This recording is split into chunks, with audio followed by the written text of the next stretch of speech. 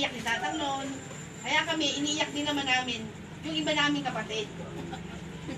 Iba namin pamangkin.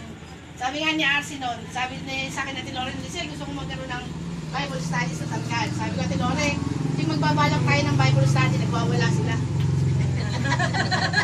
Totoo yun. Kasi minsan, pag Kristiyano ka na, ando pa rin yung, yung pasubok. Una-una sa pamilya mo. Kasi hindi naman common Kristiyano kami. Lahat kayo magiging Kristiyano eh. Hindi naman lahat sabay-sabay naiipuin ng Panginoon eh. Ano yan, step by step. Ang mahalaga, makarinig kayo, makalamdam kayo ng salita ng Diyos. By faith, or ang Panginoon ang kikilos at Panginoon ang iipo sa inyo.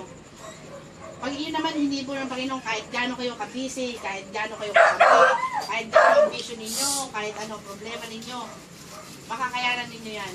Kasi ako, buhay na patotoo. Ngayon, kahit 50 pesos